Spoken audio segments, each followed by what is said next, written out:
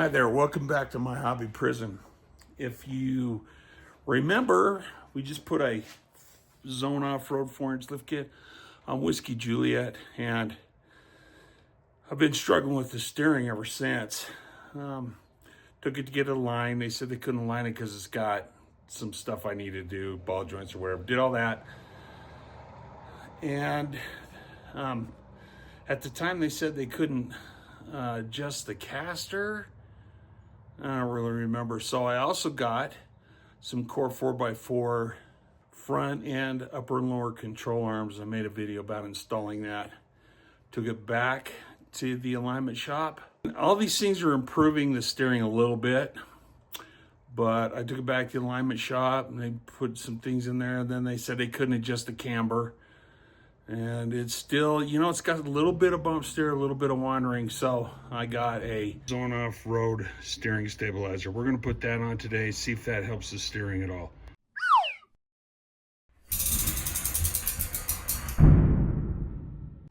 The first thing the instructions say to do is to remove the original steering stabilizer, which is right here. I don't think it should be a problem, just a couple of bolts, this one and this one down there. The instructions for the new steering stabilers, the hardware, said this thing is a square and you need to round it out. So we're just gonna try that. So first thing is, let's take this off. All right, this is a 15, and then this back here is a 19. And we're gonna remove that first. Now, don't waste your time looking for a 19 for that. You don't need it. This is just coming off slicker and snot. Okay, this front one, this is a 18. It's a 18. And then this one up on top right here is a 15. It looks like it's on here pretty tight. Okay, you don't need to worry about finding an 18 for this. It's not gonna move. So just get a 15 and do it with that.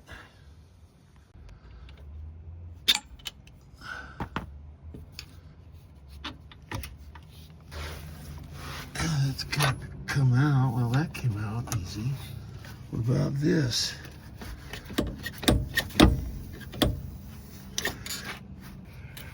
Probably if I had two hands, that would have been easier. We need to hollow this part around these corners off in here with a Dremel or a file or something, so I'll get onto that.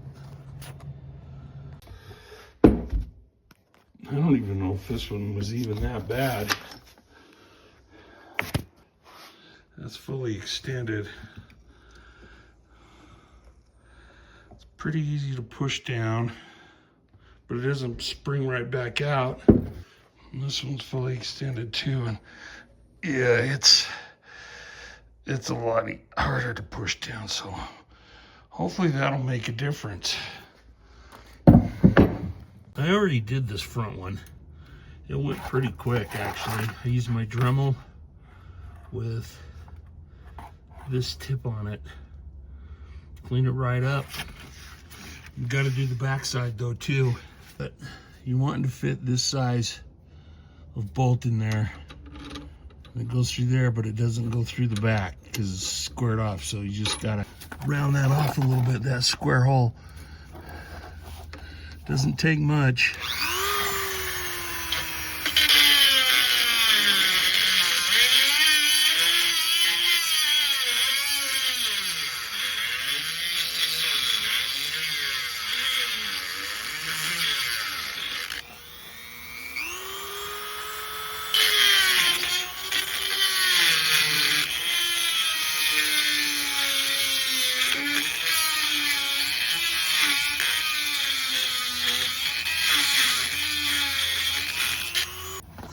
Poor little Dremel's had it. Yeah, there you go. See, it doesn't take much. Probably the easiest thing I've done ever. Pretty cool. Okay, we're getting close to the install already. I did this part off camera, but I installed that the bushings and the sleeves. Pretty easy. I just used some axle grease and my vise. Then it says the next step is to install the body mount to the axle mount and use the same hardware and bolt the nut to 65 foot-pounds.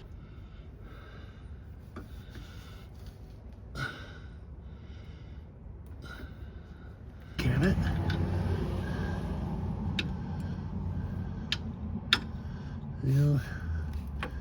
Let's see if we can get a screwdriver and wedge it in there.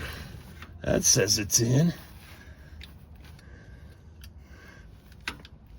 Of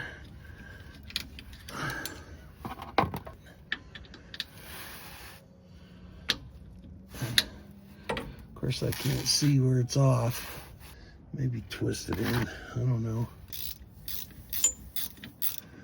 Yeah, it's going in. Okay, that's it. Now, just get it to thread, right? I think it's threading. That's cool.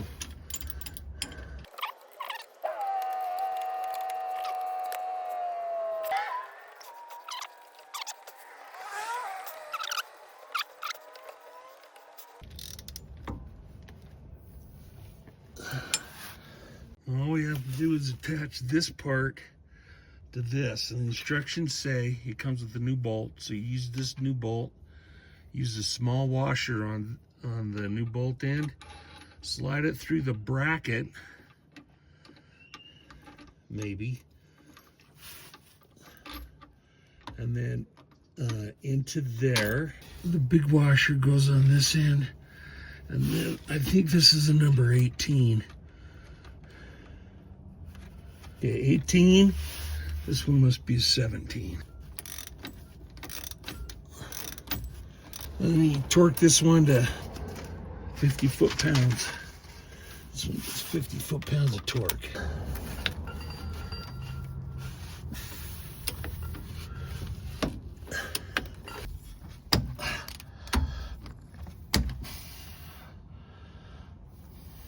Yeah, it's just jacking this bushing up. That's all it's doing. I don't know, man. I don't know. I can't get my freaking wrench off.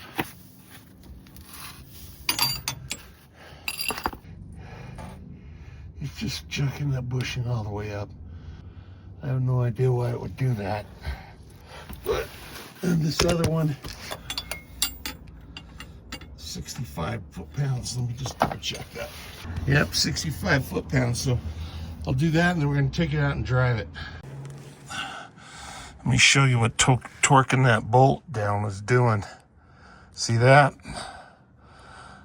It just, somehow it got wedged in that. Probably should try to fix that. I don't know how, though. Anyway, that's why I stopped torquing it, because it's supposed to be hitting that bushing in there. I don't know why it wasn't. Anyway, last thing to do is put the sticker on. Well, I forgot to push the record button, but there's the sticker on it. It's all installed. I don't even think it took me an hour, even with all the problems I was having. And let's go take it on a test drive, see what it feels like. Here's the reason why that wasn't getting torqued right. I don't know what happened, but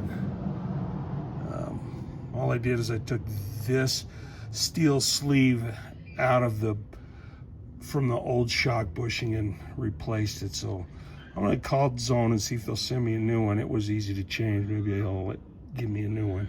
Main voyage with the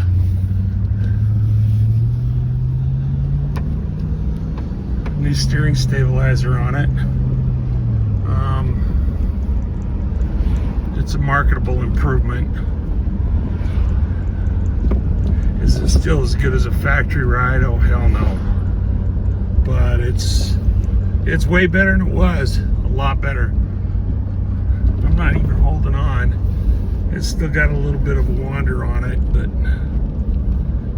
wander and bump steer, but it's not bad. I'm gonna give it, shoot, I don't know. I think the steering stabilizer is fine. I just think this lift screwed up my Jeep.